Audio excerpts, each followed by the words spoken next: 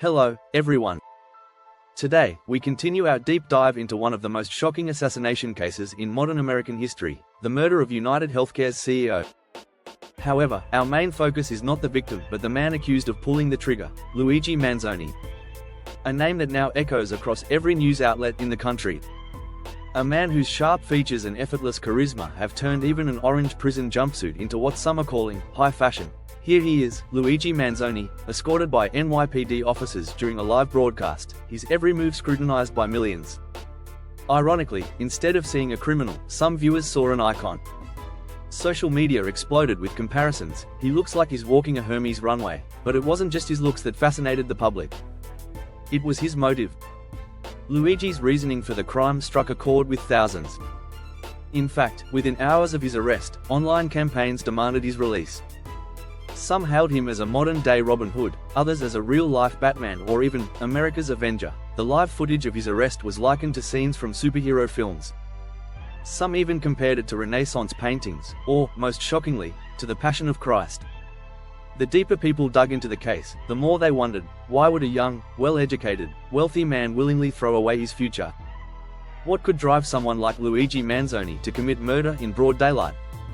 Welcome to Phantom Script, where we unravel the world's most mysterious crimes. Before we begin, don't forget to like and subscribe to support the channel. Now, let's break down the assassination that shook America. It was the morning of December 4, 2024. Brian Thompson, 50-year-old CEO of UnitedHealth Group, stepped out of the Hilton Midtown hotel in Manhattan. He was on his way to a high-stakes shareholder meeting, completely unaware that he had been under surveillance for over a week. A young man, using the alias Marzio, had arrived in New York on November 24. For 10 days, he followed Thompson, tracking his every move. On the morning of the attack, at exactly 6:15 a.m., the assassin parked his electric bike near the hotel entrance, grabbed a coffee from Starbucks, and patiently waited. At 6:45 a.m., Thompson emerged. The suspect followed immediately. Security cameras captured his attire, a black hoodie, a gray backpack, and a face completely concealed. Then, the shots rang out. A suppressed handgun fired multiple rounds into Thompson's back. One bullet jammed. The shooter cleared the malfunction in seconds, then fired again. Thompson collapsed, blood pooling on the pavement. The assassin did not hesitate. He vanished into a side alley, mounted his electric bike, and rode towards Central Park. At 7:04 a.m., he exited the park. By 7:12 a.m., he had hailed a cab to the Port Authority bus terminal. Surveillance footage lost him there. 30 minutes after the attack, Brian Thompson was pronounced dead at the hospital. The CEO of a $370 billion empire had been gunned down in cold blood. Within minutes, NYPD swarmed the scene. What they found left everyone speechless. 3 bullet casings, each engraved with a single word. 1. Delay. 2. Deny. 3. Depose. The message was clear. These were not just bullets. They were a statement.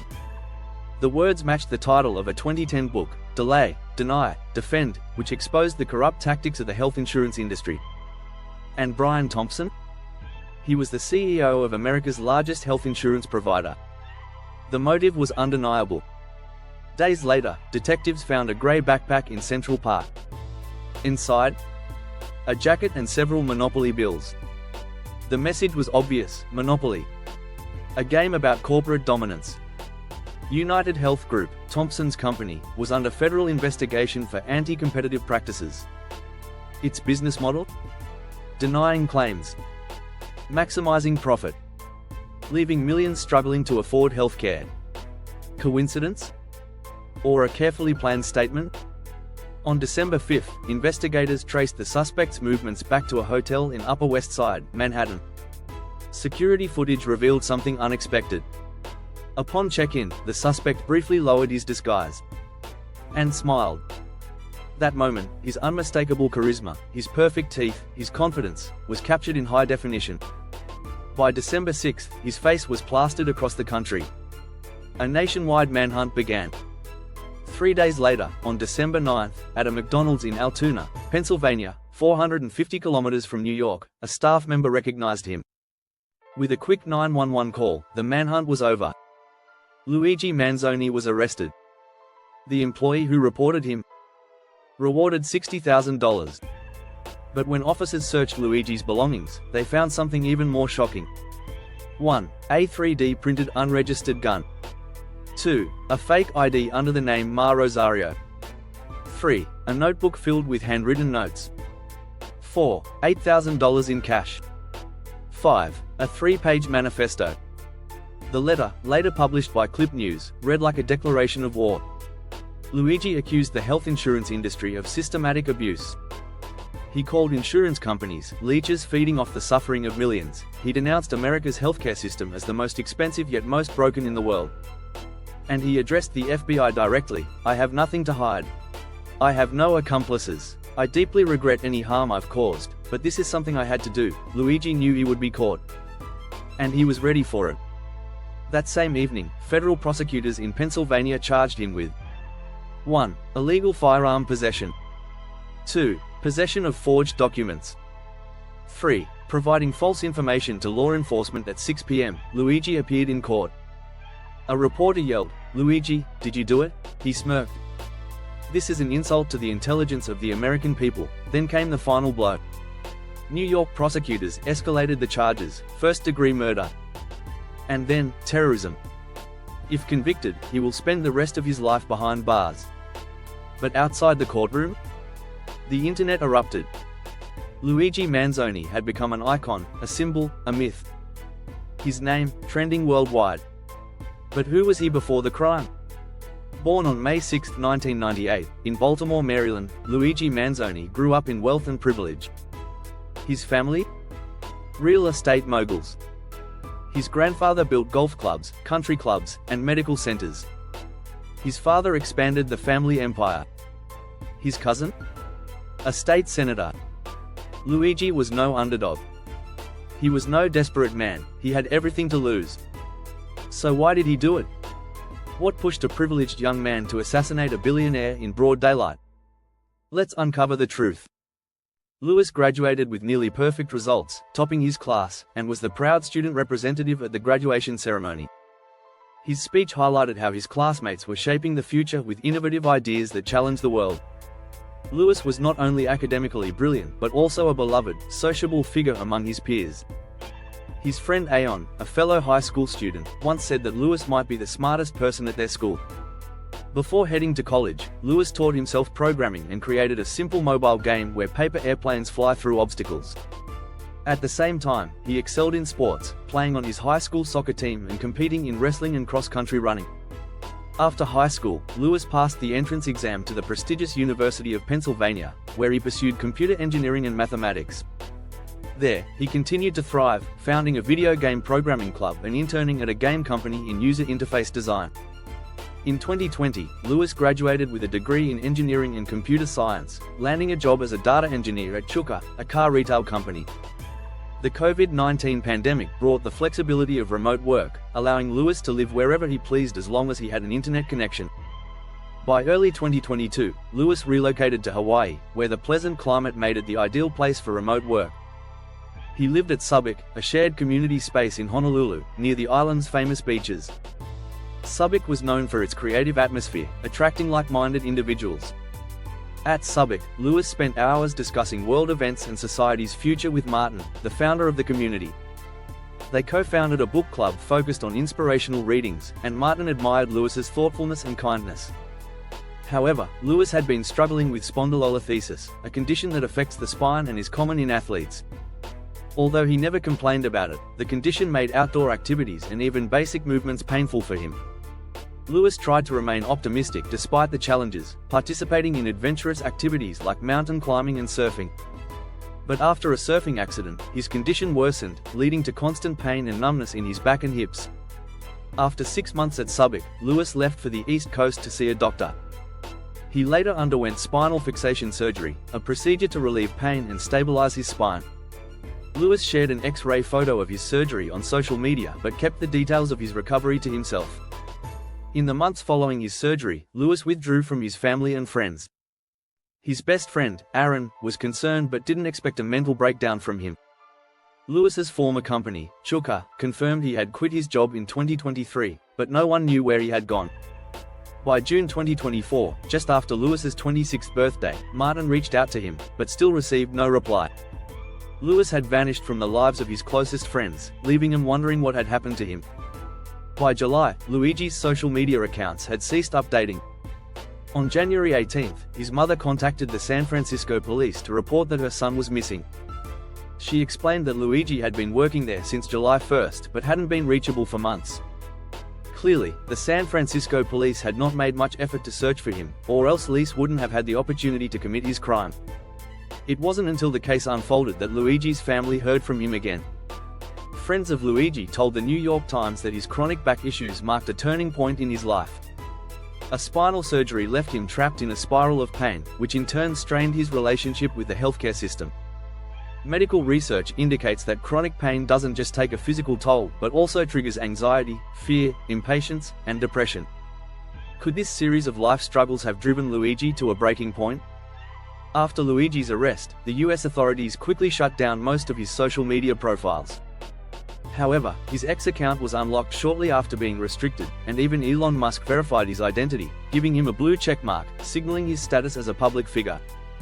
Observing his online activity, netizens found that Luigi followed several accounts popular with young right-wing extremists. His Goodreads profile, a platform for book enthusiasts, was also uncovered, revealing over 300 books from diverse genres. One of the most notable was Industrial Society and Its Future by Theodore Kaczynski, a book that piqued considerable attention. It argued that the Industrial Revolution and its aftermath had wreaked havoc on humanity, even though it extended lifespans in developed nations. It also destabilized societies, stripped people of their dignity, and exacerbated mental health issues, while severely damaging the environment. The author of this work, Ted Kaczynski, born in 1942, was a former Harvard mathematics prodigy who, at 16, entered the university's mathematics department. At 25, he became the youngest assistant professor in UC Berkeley's history. However, Kaczynski abandoned academia and went on to commit a series of bombings across the US between 1978 and 1995, targeting those he believed were promoting modern technology and environmental destruction. His bombings resulted in 3 deaths and 23 injuries. We previously covered his story 4 years ago. While Luigi disagreed with Kaczynski's use of violence, believing that innocent lives shouldn't be harmed, he still rated the book 4 stars, writing a review in which he argued that many dismissed Kaczynski as a madman without considering how accurately his predictions about modern society had played out. According to Luigi's review, Kaczynski was right in claiming that when all other forms of communication fail, violence becomes a necessary means of survival, a form of self-defense rather than terrorism. In a Reddit post, Luigi mentioned how his worsening back pain had affected him over the years and how his prolonged interactions with the healthcare industry had left him mentally fogged. It's possible that Luigi grew disillusioned with the insurance sector, fueling his resentment. Further revelations about his insurance company, Blue Cross Blue Shield, rather than UnitedHealthcare, added another layer of intrigue. This detail sparked the belief among some supporters that Luigi's actions weren't driven by personal vendetta, but by a desire to make a statement against the healthcare system. Before the incident on August 15, 2024, Luigi had written in his journal that he had postponed his plans, giving him time to research the company. His final notes suggested a specific target, the CEO at the annual shareholders meeting of the Parasite Corporation. His goal was to carry out a precision strike without causing harm to innocent people. Prosecutors later argued that Luigi was not aiming to resolve personal issues but rather to send a message to the healthcare industry, attempting to instill fear and provoke change. On December 23, Luigi appeared at a Manhattan court hearing, appearing in surprisingly good spirits, occasionally smiling, nodding, and interacting with his lawyer.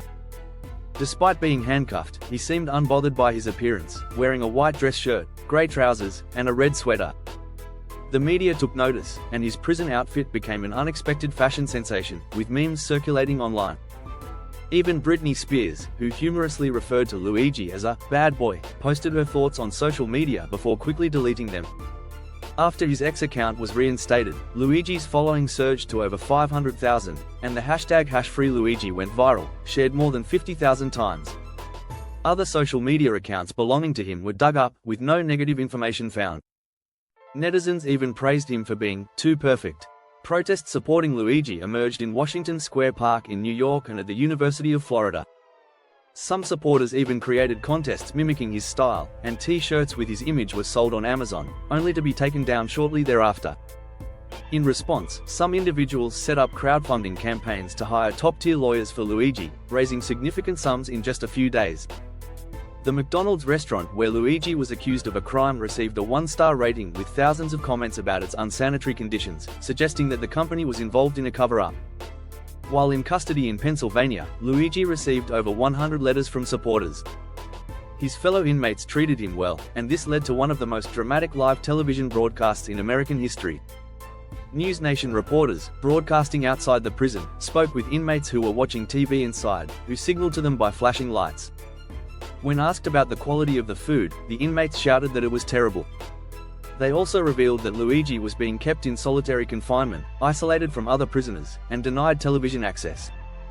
One inmate even shouted, "Free Luigi." The poor conditions of Luigi's confinement garnered widespread attention, and YouTube videos about his case prompted discussions on various platforms.